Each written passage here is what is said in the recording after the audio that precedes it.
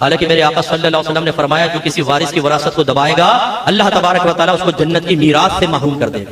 میں آپ سب سے ایک گزارش یہ کرتا ہوں کہ آپ جس حالت میں نا ایک اپنے مال کے بارے میں فتویٰ لے لیں کہ اگر آج میں مروں گا تو میرے وراثت کا حقدار کون ہوگا اور کس کو کتنا حصہ ملے گا۔ میری بات مان لیجئے گا، بہت فائدے میں رہیں گے، ورنہ میں عوامی آدمی ہوں۔ میں نے باپ کے مرنے کے بعد اپنے سامنے چھوٹے بھائی کو بڑے بھائی کا اور بڑے بھائی کو چھوٹے بھائی کا گریبان پکڑتے ہوئے دیکھا، مار پیٹ ہوتی ہے آپس میں ابا کی پراپرٹی کی تقسیم کے اوپر۔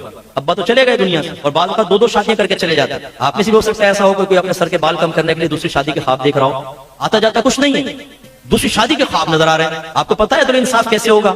جب آپ دو شادیاں کر لیں گے آپ کی پراپرٹی کیسے ان کے درمیان تقسیم ہوگی، کیسے آپ کی دو اولادیں لڑیں گی جھگڑیں گی آپس کے اندر، دیکھی جائے گی۔ ہم بس شادی کریں، وقت گزاریں، قبر میں چلے جائیں اور پھر آتے جاتے لڑو مرو، لا الہ الا اللہ محمد چلے گئے بجا۔ ارے بھائی آپ نے کیا کیا؟ یہ آپ نے دین سیکھا، ان کو سکھایا، تو آپ وراثت کا یہ مسئلہ لے لیں۔ فرض کر لیں آپ کے سامنے کوئی وارث فوت ہو جائے، پھر دوبارہ فتویٰ لے لیں انشاءاللہ، اور یہ گھر والوں کو بتا دیں کہ اس کے مطابق تقسیم کرنا، انشاءاللہ آپ بہت اچھے رہیں گے۔ لیکن اگر آپ نے ایسا نہیں کیا، کتنوں کو دیا ہوا ہے، کتنوں سے لینا ہے، کتنوں کو قرضہ دیا ہوا ہے، کتنوں کا دینا ہے، کتنی پراپرٹی ہے، کیسے تقسیم ہوگی، اگر آپ نہیں کریں گے، پہلی چیز تو میں نے دیکھی ہے قریب ترین دوست ہوتے ہیں، دوست کا انتقال ہوا، اگر اس نے کچھ پیسہ امانتاً رکھا ہوا ہے بتاتے نہیں وارث کو، دبا لیتے ہیں، کیا پتا ہے۔ میں نے قریبی رشتہ داروں کو دیکھا، ایک خاتون نے مجھ سے پوچھا کہ وہ میری بہن تھی، اس نے کچھ زیور میرے پاس رکھوا دیا تھا کہ کسی کو بتانے نہیں، رکھ لو، اب وہ فوت ہو گئی، مفتی صاحب میں نے پہلے تو دیا نہیں، وارثوں کو کافی عرصہ گزر گیا، اب اگر میں دوں گی تو وہ کہیں گے تم نے یہ دبا کے رکھ لیا، کیا میں اپنی بہن کی طرف سے صدقہ کر دوں؟ ارے بھائی تو پہلے کیوں نہیں دیا ان کو؟ تو یوں ہوتا ہے بعض اوقات دبا لیتے ہیں، سگی بہنیں دبا لیتی ہیں۔ اپنے ایک ڈائری بنائیں اگر آپ مناسب سمجھیں، کس کو کتنا دیا ہے، کتنا لینا ہے، کتنی آپ کی پراپرٹی ہے، کتنے بینک اکاؤنٹس ہیں، اس میں کتنا آپ کا مال ہے، وہ لکھ کر کہیں محفوظ جگہ رکھیں، اور جو سب سے قابل اعتماد اس کو گھر میں بتائیں کہ میں مر جاؤں اچانک تو یہ کر لینا۔ بعض اوقات اتنی اچانک موتیں میں نے دیکھی ہیں، آپ کو نہیں پتا کہ ڈاکوؤں نے کیسے ایک دم گولیاں مار دی ہیں۔ اب جن سے لینا ہوتا ہے وہ تو دیتے نہیں، جن کو دینا ہے نہیں بھی دینا وہ بھی گھر پہ آگے کھڑے ہو جاتے ہیں، تمہارے باپ نے ہم سے 50,000 روپے لیے تھے، کوئی کہتا ہے 2 لاکھ لیے تھے، جھوٹ بولتے ہیں کمبخت، اور وہ لے جاتے ہیں بعض اوقات، اور گھر والے پھنس جاتے ہیں، اس لیے کریں ضرور۔ اور دوسرا یہ کہ اگر آپ کا کوئی رشتہ دار فوت ہوا ہے تو خدا را فتویٰ لیں، اپنے ذہن سے مال تقسیم نہ کریں، اس میں نے بڑی خرابیاں دیکھی ہیں۔ بعض اوقات چلتا ہوا کاروبار ہے، آپ والد صاحب کے ساتھ مل گئے تھے، کاروبار کو اٹھانے میں یقیناً آپ کی محنت کا دخل ہے، لیکن کاروبار والد کا تھا، اب والد کا اچانک انتقال ہوا، بیٹا کہتا ہے کہ چونکہ میں نے اس کاروبار کو اٹھایا میں زیادہ حصہ لوں گا۔ آپ نے معلوم کیا ہے کہ شریعت کیا کہہ رہی ہے اس کے بارے میں؟ کیسے آپ لے لیں گے؟ ابا کے کاروبار میں آپ نے محنت کی ہے، آپ کو زیادہ حصہ کس چیز ملے گا؟ کیا شریعت یہ کہہ رہی ہے؟ تو لائیے اس پر دلیل۔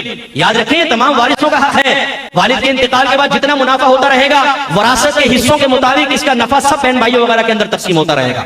آپ نے کہاں سے حساب کتاب بنا لیا؟ ایسے ہی اگر والد صاحب کا پلاٹ تھا، آپ نے اوپر کی منزل خود بنا لی کہ میں اوپر شفٹ ہو جاؤں گا بیوی بچوں کو لے کر، بنا لی صاحب، والد کا انتقال ہوا تو آپ کہتے ہیں یہ اوپر کی تو میری ہے، اس کا جتنا پیسہ آئے گا وہ سب میرا ہوگا، باقی نیچے کا تم لوگ آپس میں تقسیم کرو گے، اس میں سے بھی میرا حصہ نکالو۔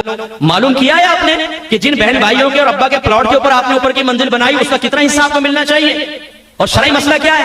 شرعی مسئلہ یہ ہے کہ آپ زیادہ نہیں لے سکتے، ہاں اگر وارث راضی ہو خود ہی کہے چلو اچھا لے لو ایک بات ہے، لیکن اگر وہ راضی نہیں ہے تو آپ زیادہ نہیں لے سکتے۔ اگر آپ کہیں جی میرے اس اوپر کے پورشن کی وجہ سے قیمت بڑھ گئی ہے تو شرعی لحاظ سے کہا جائے گا اس کو توڑو اور اس کا ملبہ لے جا کر بیچ لو، کوئی پیسہ نہیں ملے گا تمہیں، صرف ملبہ ملے گا، ملبہ بیچو جا کے جاؤ۔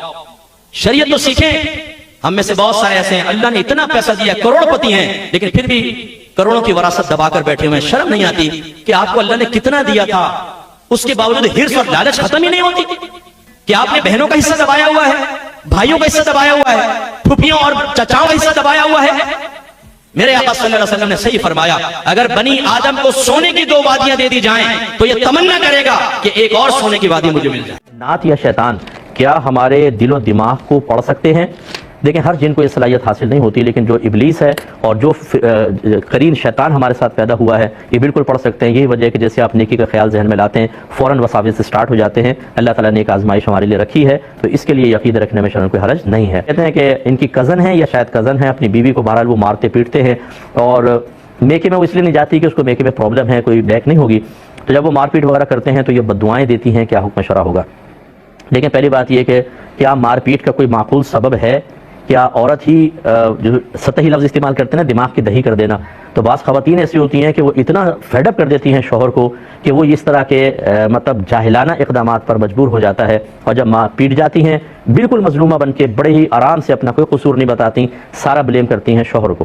تو یہ صورتحال ٹھیک نہیں ہوتی. بچی کو چاہیے کہ اپنا قصور بھی دیکھیں. اگر فرض کر لیں کہ ان کا قصور نہیں یا غلطی بہت معمولی سی کبھی کبھار ہو جاتی ہے، اس سے کوئی بھی خالی نہیں ہے، مجھ سے بھی ہو سکتی ہے، آپ سے بھی، اس پر یہ مار پیٹ کا معاملہ کرتا ہے تو بہت بڑا ظلم کر رہا ہے. یہ پچھلے پروگرام میں بھی میں نے سمجھایا تھا. جتنے ٹارزن شوہر مجھے سن رہے ہیں جو بات بات پہ گھورتے ہیں، تھپڑ مارتے ہیں، اپنے رشتہ داروں، گھر والوں، مہمانوں کے سامنے بیوی کی بے عزتی کرتے ہیں، عزت اتار کے ہاتھ پہ رکھ دیتے ہیں، لاتے مارتے ہیں، دھکے مارتے ہیں، جوتے مارتے ہیں، اور بعض اوقات بیوی کے مرحوم والدین کو گالیاں بک رہے ہوتے ہیں، اس کو ڈسہارٹ کر رہے ہوتے ہیں، اس کو روحانی اذیت اور تکلیف دے رہے ہوتے ہیں. آپ کا یہ دور حکومت عنقریب ختم ہونے والا ہے. انتہائی بے بسی کے ساتھ آپ قبر میں جائیں گے. اور میں نے تو بعض اوقات یہاں تک دیکھا ہے کہ فالج پڑ گیا، ایکسیڈنٹ ہو گیا، اور وہ شوہر جو پہلے بیوی پر غالب تھا بستر پہ پڑا ہوا گندگی کے اندر، اور بیوی کا محتاج ہے کہ یہ آ کے صفائیاں کرے تو میں پاک ہو جاؤں، میں گندگی سے نجات پا جاؤں. اور میں نے ایسی سی بیویاں دیکھی ہیں کہ شوہر نے اتنا ظلم کیا پھر بھی وہ خدمت کرتی ہیں. شرم سے ڈوب مرنا چاہیے ایسے شخص کو کہ آج تم بے بس ہو کے پڑے ہوئے ہو تو تمہیں احساس ہو رہا ہے، اس سے پہلے تم کسی کی بچی، کسی کی بیٹی، کسی کی بہن کے اوپر ظلم کر رہے تھے. بعض بڑے ٹارزن بنے ہوتے ہیں. میں ان کو مشورہ دیتا ہوں کہ ذرا ایک دفعہ کسی باہر طاقتور سے ٹکرا کر دیکھو، وہ سامنے کے 2 دانت توڑے گا، پھر احساس ہوگا کہ کسی کی بچی کے اوپر ہاتھ اٹھانا کوئی یہ بہادری نہیں ہے. آپ لڑیں ذرا کسی بڑے سے جا کر، مقابلہ نہیں کیجیے گا. میں ایک بات سمجھا رہا ہوں. تو یہاں تو یہ ہے کہ بعض اوقات اللہ دکھا دیتا ہے، اور جب پتہ نہیں چلتا آدمی مرتا ہے، وہ تو پھر دنیا نہیں دیکھ سکتی، وہ خود دیکھ رہا ہوتا ہے بری موت، سخت عذابات قبر. پھر میدان معاشر میں یہی بیویاں سامنے کھڑی کی جائیں گی اور وہ اپنا حساب کتاب لیں گی. جتنی زیادتی ہوں گی نیکیاں لے جائیں گی. اور بیویوں سے بھی میں گزارش کرتا ہوں، یاد رکھیں اپنے آپ کو بہت زیادہ آپ مظلومہ نہ سمجھیں. اگر آپ نے زبانیں چلائی ہیں، شوہر کو دل آزاریاں کی ہیں، اس کو ڈسہارٹ کیا ہے، آپ کی نیکیاں نکال کر شوہر کے نام اعمال میں ڈالے جائیں گے. اس لیے ہر فریق اپنے بارے میں غور کرے کہ میں اپنے لائف پارٹنر کے ساتھ کیا کر رہا ہوں. اس کے ساتھ کوئی میں زیادتی کر رہا ہوں تو حساب کتاب آخرت میں دونوں کو ہی دینا ہوگا. لیکن میں اس کا شدید مخالف ہوں، بیوی چاہے کیسی ہو، لیکن یہ مار پیٹ کرنا، گالی گلوچ، یہ طریقہ کار ٹھیک نہیں ہوتا. اچھا پیار محبت سے کام کریں، اپنے گھر کے دروازے کو شریعت کے لیے کھول دیں. میرا مشورہ ہے، بہت پیارا کام ہوتا ہے. کبھی لڑائی جھگڑا ہو جائے، قرآن کیا کہتا ہے، حدیث کیا کہتی ہے، علماء کیا فرماتے ہیں، اس کی روشنی میں جس کی غلطی ظاہر ہو وہ اپنی غلطی مان کے دوسرے سے معافی مانگے اور دوسرے کو صحیح کہے. ہمارے جھگڑے اس لیے ختم نہیں ہوتے، ہم تا حیات اپنے آپ کو ہمیشہ صحیح اور دوسرے کو غلط اس لیے کہتے رہتے ہیں کہ ہمارے پاس صحیح اور غلط کو جانچنے پرکھنے کا کوئی معیار نہیں ہے، کوئی سٹینڈرڈ نہیں ہے، کوئی ذریعہ نہیں ہے. وہ لڑکے کی ماں کہتی ہے میرا بیٹا ٹھیک ہے، لڑکی والے کہتے ہیں ہماری بیٹی ٹھیک ہے، اور اس طرح دونوں آپس میں کہتے ہیں ہم صحیح ہیں تم غلط ہو.